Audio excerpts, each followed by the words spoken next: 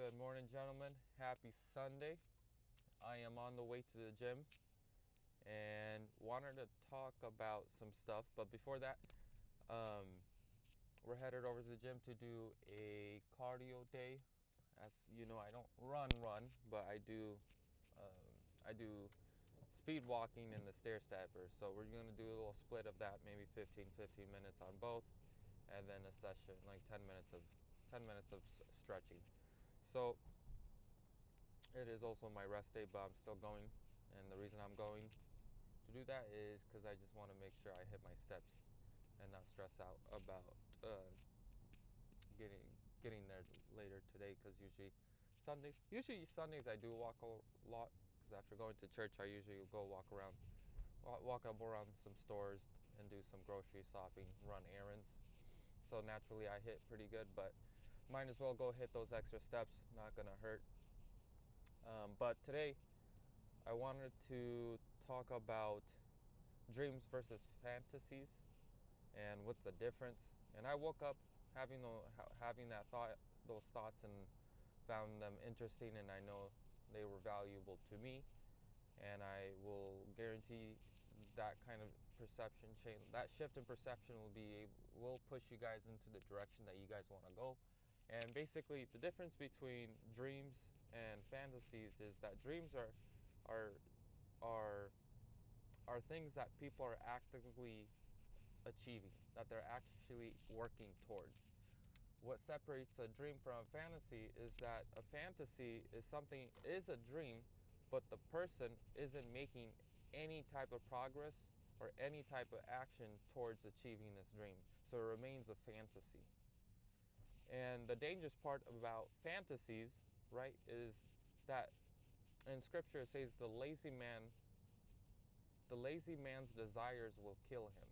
It will destroy him, right? Is because fantasies do like two things.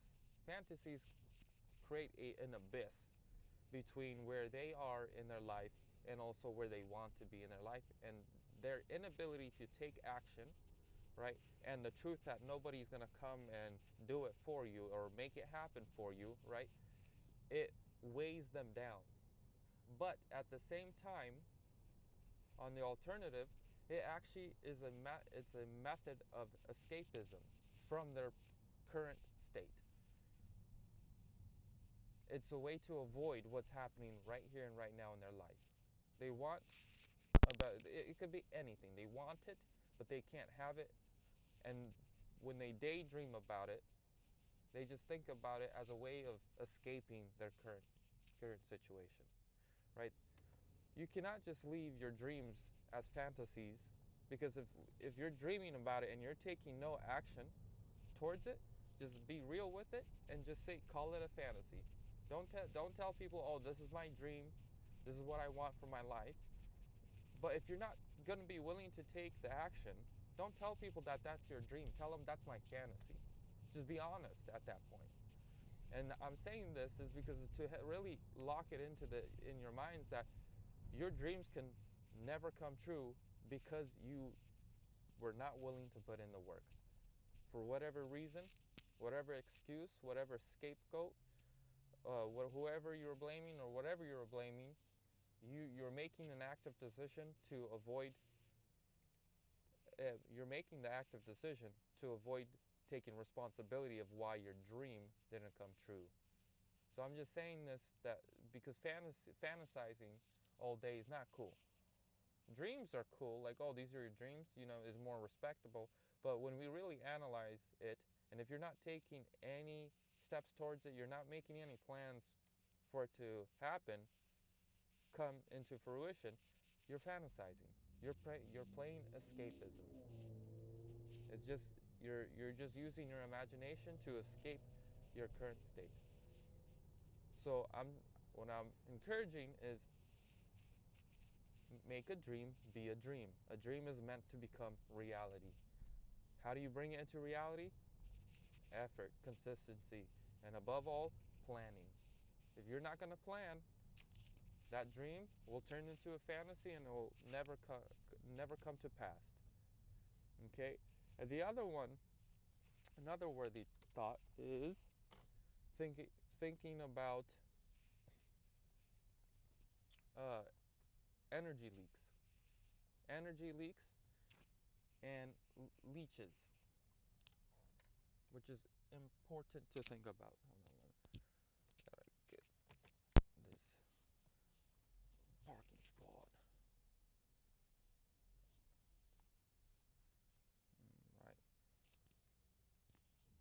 Right, back up. But energy, right? So throughout the day, on a daily basis, guys, you have a certain amount of energy that you can expend, and you have a certain amount of drive and desire. And there's levels of quality of this. This energy, we will put it into three. You have quality focused, you have moderate focus, and you got subpar focus. And now throughout your day, you have non-negotiable responsibilities like work, sleep, travel, commute to work, and then you're left with a chunk of time. And with that chunk of time, the free time, right? If you're a young adult, maybe you probably don't have a wife, kids, or girlfriend, or other responsibilities, so you have that time for free. But that is your that is your time to make your life really happen. And throughout the day, right? You want to know how to avoid energy leaks. You want to know how to avoid energy leeches, something that drains you, because throughout the whole day, you will realize that by the time you finish work or school, you're done commuting, and you're done with all the little small tasks and the bad habits that you do on a daily basis, like scrolling and wasting time on these little things throughout the day, you'll realize when it comes to you achieving your dream, you already used the quality energy. You already used the moderate energy at work and commuting and having conversations, if they're beneficial or not. All of that energy has been already expended. And by the time you sit down and get ready to do what you want to do, you got that subpar energy. What would have took you with quality energy to do 30 minutes of work, right? 30 minutes of work, you could have got 1 hour of work done.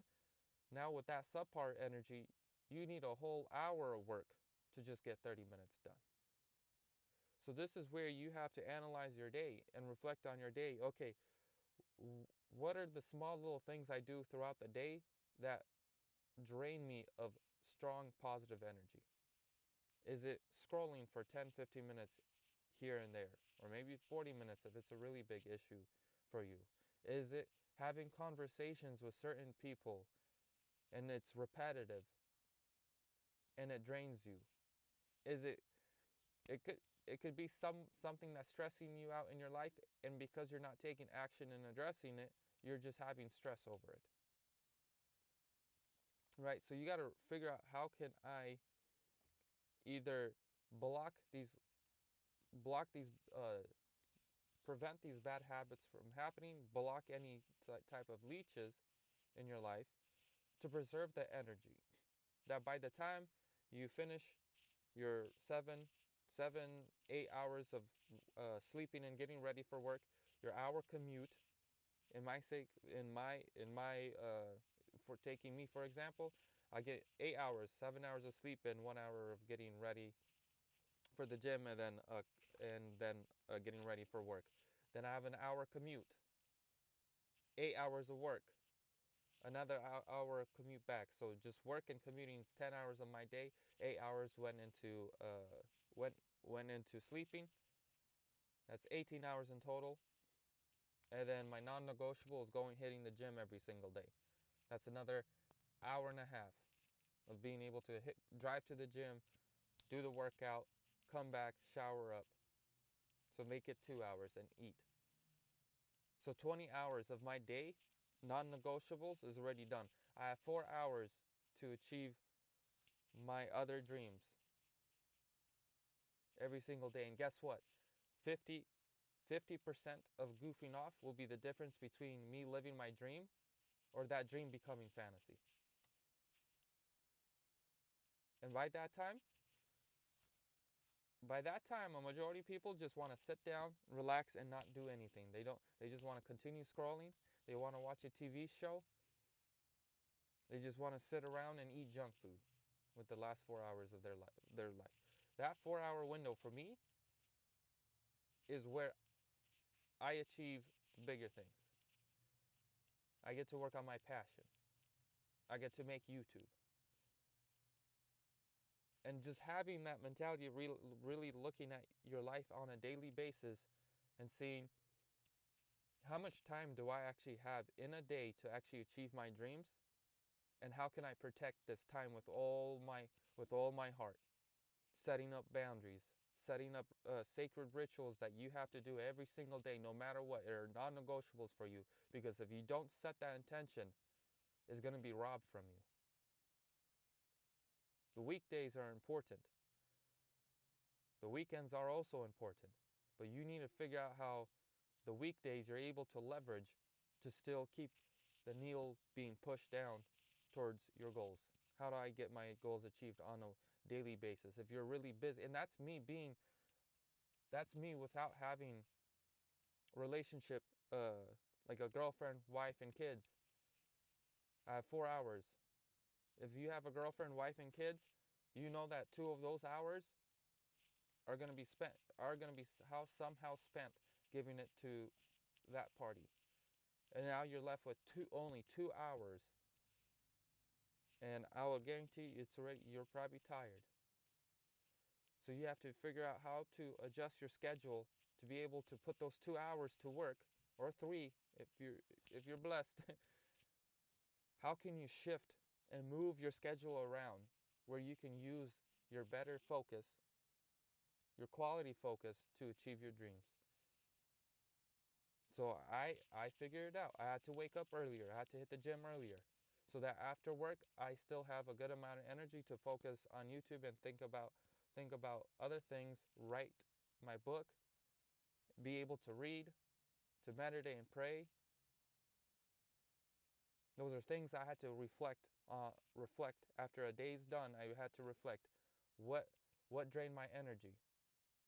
Oh, it was scrolling. It was looking at this kind of content, making me worry and focus on things that are not even relevant to my reality. Oh, it's this kind of food. When I ate this food at this certain time, my energy levels dropped. There's certain conversations that I don't want to have because they drain me. So I put boundaries. Hey, if this conversation is going to go past 3 minutes, I don't want to have it. It's just setting those boundaries is protecting your energy, because it is by your energy you create reality. It's through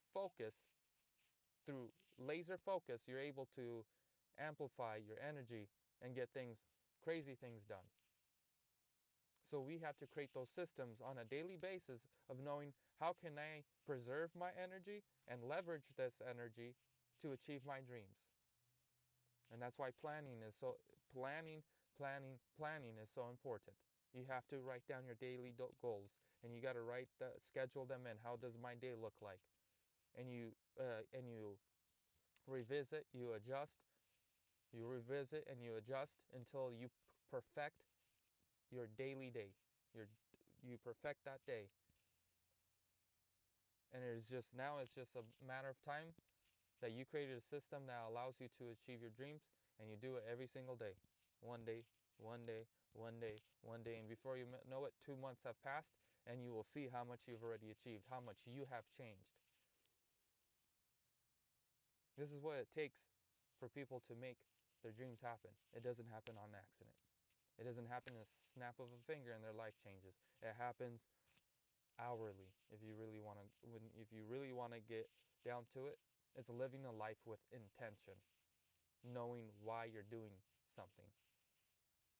Really taking a big audit of your life on a daily basis and knowing what's happening on a 2-hour block schedule.